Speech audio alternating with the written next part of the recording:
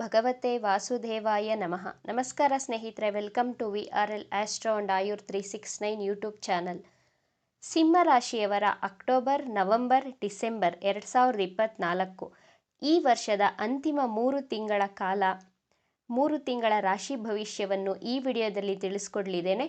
ಸಿಂಹ ರಾಶಿಯವರ ಆರೋಗ್ಯ ಹೇಗಿದೆ, ಎಜುಕೇಷನ್, ಪ್ರೀತಿ, ಪ್ರೇಮ, ವೈವಾಹಿಕ ಜೀವನ, ಜಾಬ್ ಆ್ಯಂಡ್ ಬಿಸ್ನೆಸ್ ಹೇಗಿದೆ, ಈ 3 ತಿಂಗಳು ನಿಮ್ಮ ಅದೃಷ್ಟ ಅಂದರೆ ನಿಮ್ಮ ಲಕ್ ಫ್ಯಾಕ್ಟರ್ ಹೇಗಿದೆ ಅಂತ ನೋಡೋಣ. ಇದು ಗೋಚಾರದ ಫಲ.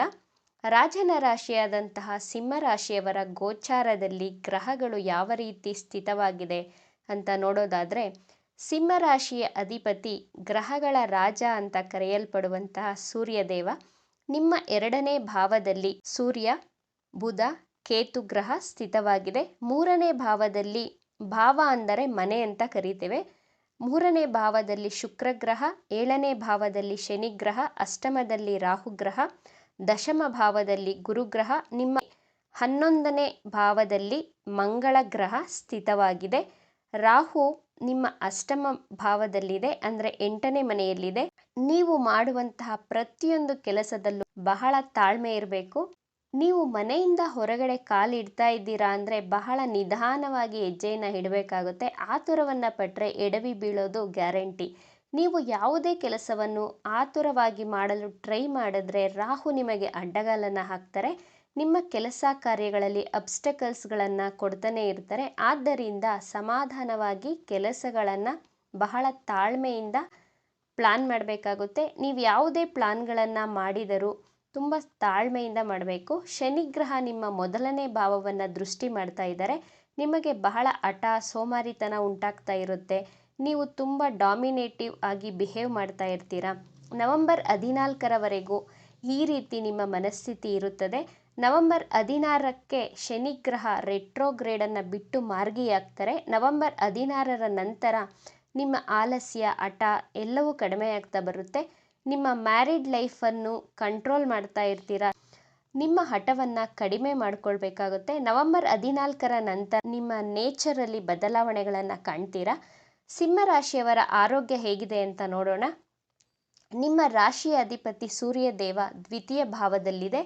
ಅಕ್ಟೋಬರ್ 17ಕ್ಕೆ ಸೂರ್ಯ ನಿಮ್ಮ 3ನೇ ಭಾವವನ್ನು ಪ್ರವೇಶಿಸಲಿದ್ದಾರೆ. ಅಕ್ಟೋಬರ್ 17ರಿಂದ ನವೆಂಬರ್ 16ರವರೆಗೆ ನಿಮ್ಮ ಆರೋಗ್ಯದಲ್ಲಿ ಬಹಳ ಎಚ್ಚರಿಕೆಯನ್ನು ವಹಿಸಬೇಕಾಗುತ್ತೆ. 3ನೇ ಮನೆ ಅಂದರೆ ಟ್ರಾವೆಲ್ಗಳನ್ನು ಕೊಡ್ತಾರೆ. 3ನೇ ಮನೆ ಅಂದರೆ ಸಾಹಸ, ಪರಾಕ್ರಮದ ಮನೆ ಅಂತ ಕರಿತೀವಿ. ನಿಮಗೆ ಈ ಟೈಮ್ ಪೀರಿಯಡಲ್ಲಿ ತಲೆನೋವು ಹೆಚ್ಚಾಗಿ ಕಾಣಿಸಬಹುದು. ದೇಹದಲ್ಲಿ ಆಯಾಸಗಳು ಕಾಣಿಸ್ತಾ ಹೋಗುತ್ತೆ. ಆದರೆ ನವೆಂಬರ್ 16ರ ನಂತರ ನಿಮ್ಮ ಆರೋಗ್ಯ ಬಹಳ ಚೆನ್ನಾಗಿರುತ್ತೆ. ಬಹಳ ಸುಧಾರಣೆಯನ್ನು ಕಾಣ್ತೀರಾ. ನವೆಂಬರ್ 16ರಿಂದ ಡಿಸೆಂಬರ್ 14ರವರೆಗೆ ಸೂರ್ಯಗ್ರಹ 4ನೇ ಮನೆಗೆ ಟ್ರಾನ್ಸಿಟ್ ಆದಾಗ, 4ನೇ ಮನೆಯನ್ನು ಜ್ಯೋತಿಷ್ಯದಲ್ಲಿ ಸುಖಸ್ಥಾನ ಅಂತ ಕರಿತೀವಿ. ನಿಮ್ಮ ಸುಖಸ್ಥಾನ ಆಕ್ಟಿವೇಟ್ ಆಗುತ್ತದೆ. ಈ ಟೈಮಲ್ಲಿ ನಿಮ್ಮ ತಾಯಿಯ ಸಪೋರ್ಟ್ ನಿಮಗೆ ಸಂಪೂರ್ಣವಾಗಿ ಸಿಗಲಿದೆ. ಹಾಗೂ ಪ್ರಾಪರ್ಟಿಯನ್ನು ತಗೊಳ್ಳುವಂಥ ಪ್ಲಾನ್ ಮಾಡ್ತಾ ಇರೋರು ತಗೊಳ್ಬಹುದು. ವೆಹಿಕಲನ್ನು ತಗೊಳ್ಳುವಂಥ ಪ್ಲಾನ್ ಮಾಡಿರುವವರು ಸಹ ತಗೊಳ್ಬೋದು. ನಿಮ್ಮ ಪ್ರಾಪರ್ಟಿಯನ್ನು ರಿನೋವೇಷನ್ ಮಾಡಿಸಬಹುದು, ಆಲ್ಟ್ರೇಷನ್ ಮಾಡಿಸಬಹುದು. ಹಾಗೂ ಮನಸ್ಸಿಗೆ ಬಹಳ ಶಾಂತಿ, ನೆಮ್ಮದಿ ಅನಿಸುತ್ತೆ. ಈ ಟೈಮ್ ಪೀರಿಯಡಲ್ಲಿ ಕಾರ್, ಬೈಕ್ ಹಾಗೂ ಗಾಡಿಗಳನ್ನು ಪರ್ಚೇಸ್ ಮಾಡುವಂತಹ ಯೋಗವಿದೆ. ಸೂರ್ಯ ನಿಮ್ಮ 5ಮ ಭಾವಕ್ಕೆ ಪ್ರವೇಶಿಸಿದಾಗ ಸೂರ್ಯಗ್ರಹ ಡಿಸೆಂಬರ್ 15ರಿಂದ ಜನವರಿ 14ರವರೆಗೆ ಧನಸ್ಸು ರಾಶಿಯಲ್ಲಿದ್ದಾಗ ನೀವು ನಿಮ್ಮ ಲವ್ ಲೈಫ್ ಕಡೆ ಇಂಟ್ರೆಸ್ಟನ್ನು ಹೆಚ್ಚಾಗಿ ತೋರಿಸ್ತೀರಾ. ನಿಮ್ಮ ಪಾರ್ಟ್ನರ್ಗೆ ಏನನ್ನಾದರೂ ಗಿಫ್ಟನ್ನು ಕೊಡ್ತೀರಾ. ಈ ರೀತಿ ನಿಮ್ಮ ಮನಸ್ಥಿತಿ ಇರುತ್ತೆ. ಈಗ ನಿಮ್ಮ ಎಜುಕೇಷನ್ ಹೇಗಿದೆ ಅಂತ ನೋಡೋಣ. 5ನೇ ಮನೆ ಅಂದರೆ ಎಜುಕೇಷನ್ ಭಾವ.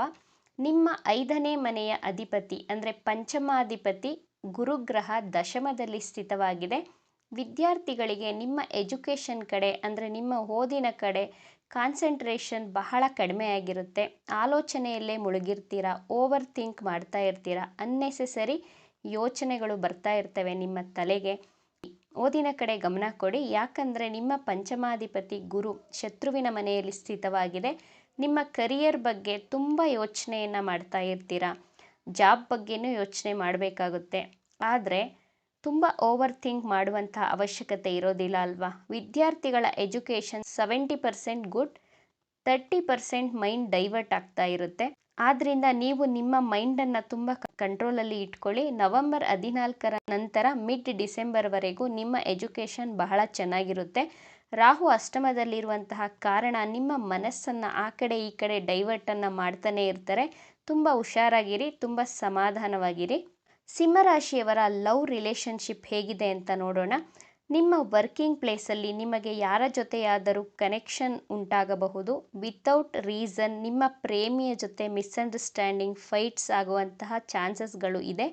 ಸಮಾಧಾನವಾಗಿರಿ. ಡಿಸೆಂಬರ್ 2ರ ನಂತರ ನಿಮ್ಮ ಲವ್ ಲೈಫಲ್ಲಿ ಆರ್ಗ್ಯುಮೆಂಟ್ಗಳು ಆಗದಂತೆ ಕಂಟ್ರೋಲ್ ಆಗಿ ಇರಿ. ತುಂಬ ಎಚ್ಚರಿಕೆಯನ್ನು ವಹಿಸಿ ಡಿಸೆಂಬರ್ ತಿಂಗಳಲ್ಲಿ. ಸಿಂಹರಾಶಿಯವರ ವೈವಾಹಿಕ ಜೀವನದ ಬಗ್ಗೆ ನೋಡೋಣ. ನಿಮ್ಮ ವೈವಾಹಿಕ ಜೀವನ ನವೆಂಬರ್ 14ರ ನಂತರ ಬಹಳ ಚೆನ್ನಾಗಿದೆ.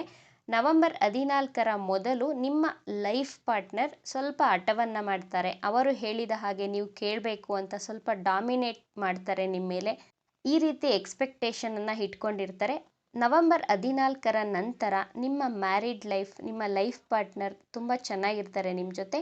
ನೀವು ಫ್ಯಾಮಿಲಿ ಜೊತೆ, ನಿಮ್ಮ ಲೈಫ್ ಪಾರ್ಟ್ನರ್ ಜೊತೆ ಟ್ರಾವೆಲ್ ಸಹ ಮಾಡ್ತೀರಾ. Married life is good. ಸಿಂಹರಾಶಿಯವರ ಲಕ್, ಕರಿಯರ್, ಬಿಸ್ನೆಸ್ ಹೇಗಿದೆ ಅಂತ ನೋಡೋದಾದರೆ, ನಿಮ್ಮ ಭಾಗ್ಯೇಶ ಮಂಗಳ ಗ್ರಹ ಲಾಭಸ್ಥಾನದಲ್ಲಿದೆ. ಅಕ್ಟೋಬರ್ 20ರವರೆಗೂ ಲಾಭ. ಅಕ್ಟೋಬರ್ 20ರ ಮೇಲೆ ನಿಮ್ಮ ಕೆಲಸ, ಬಿಸ್ನೆಸ್ಗಳಲ್ಲಿ ಸ್ವಲ್ಪ ಅಬ್ಸ್ಟಕಲ್ಸ್, ಅಡೆತಡೆಗಳು ಬರ್ತಾ ಇರುತ್ತೆ. ಅಕ್ಟೋಬರ್ 20ರಿಂದ ಡಿಸೆಂಬರ್ವರೆಗೂ ಕೆಲಸಗಳು ಬಹಳ ನಿಧಾನ, ಬಹಳ ಲೇಟ್ ಆಗ್ತಾ ಇರುತ್ತೆ. ಶುಕ್ರ ನಿಮ್ಮ 3ನೇ ಮನೆಯಲ್ಲಿದ್ದಾರೆ. ನಿಮ್ಮ ಕರಿಯರ್ ಲೈಫ್ ಬಹಳ ಚೆನ್ನಾಗಿರುತ್ತೆ. ನವೆಂಬರ್ 16ರ ನಂತರ ಹೊಸ ಕೆಲಸಗಳು ಸಿಗುವಂತಹ ಚಾನ್ಸಸ್ ಇದೆ. ಜಾಬಲ್ಲಿ ಪ್ರಮೋಷನ್ಸ್ಗಳನ್ನು ನೋಡ್ತೀರಾ. ಮಿಡ್ ನವೆಂಬರ್ ನಂತರ ನಿಮ್ಮ profession life is very good. ಆದರೆ ನಿಮ್ಮ ವರ್ಕಿಂಗ್ ಪ್ಲೇಸಲ್ಲಿ ನಿಮ್ಮ ಬಾಸ್ ಜೊತೆ, ನಿಮ್ಮ ವರ್ಕರ್ಸ್ ಜೊತೆ ಆರ್ಗ್ಯುಮೆಂಟ್ ಮಾಡದ ರೀತಿ ಸಮಾಧಾನವಾಗಿರಿ. ಮಾತಿನ ಮೇಲೆ ಸ್ವಲ್ಪ ಗಮನವನ್ನು ವಹಿಸಬೇಕಾಗುತ್ತೆ. ನವೆಂಬರ್ 16ರ ನಂತರ ನೀವು ಕೆಲಸ ಮಾಡುವಂತಹ ಇಂಟ್ರೆಸ್ಟನ್ನು ತೋರಿಸ್ತೀರಾ. ನಿಮ್ಮಲ್ಲಿರುವಂತಹ ಆಲಸ್ಯ ಕಡಿಮೆಯಾಗಿ ನೀವು ಬಹಳ ಆ್ಯಕ್ಟಿವ್ ಆಗಿ ಇರ್ತೀರ. ಬಿಸ್ನೆಸ್ ಹೇಗಿದೆ ಅಂತ ನೋಡೋಣ. 14 ನವೆಂಬರ್ ನಂತರ ಬಿಸ್ನೆಸ್ಗಳಲ್ಲಿ ಹೊಸ ಐಡಿಯಾಗಳನ್ನು, ಹೊಸ ಪ್ಲ್ಯಾನ್ಗಳನ್ನು ಮಾಡ್ತೀರಾ. ಹೊಸ ಬಿಸ್ನೆಸ್ಗಳನ್ನು ಸ್ಟಾರ್ಟ್ ಮಾಡಬಹುದು. ಪ್ರತಿದಿನ ಸೂರ್ಯನಿಗೆ ನೀರಿನ ಅರ್ಘ್ಯವನ್ನು ಕೊಡಿ. ಪ್ರತಿ ಮಂಗಳವಾರ ಹಾಗೂ ಶನಿವಾರ ಹನುಮಾನ್ ಚಾಲೀಸವನ್ನು ಪಠಿಸುತ್ತಾ ಬನ್ನಿ. ಈ ವಿಚಾರಗಳು ನಿಮಗೆ ಇಷ್ಟ ಆಗಿದೆ ಅಂತ ಭಾವಿಸ್ತಾ ಇದ್ದೇನೆ. ಇಷ್ಟ ಆಗಿದ್ದರೆ ನಮ್ಮ ಚಾನಲನ್ನು ತಪ್ಪದೇ ಸಬ್ಸ್ಕ್ರೈಬ್ ಮಾಡ್ಕೊಳ್ಳಿ. ಈ ವಿಡಿಯೋಗೆ ಒಂದು ಲೈಕ್ ಕೊಡೋದನ್ನು ಮರಿಬೇಡಿ. ಈ ವಿಡಿಯೋವನ್ನು ನಿಮ್ಮ ಫ್ರೆಂಡ್ಸ್ ಆ್ಯಂಡ್ ಫ್ಯಾಮಿಲಿ ಗ್ರೂಪಲ್ಲಿ ಹೆಚ್ಚು ಶೇರ್ ಮಾಡಿ. ನಿಮ್ಮ ಅಭಿಪ್ರಾಯಗಳನ್ನು ತಪ್ಪದೇ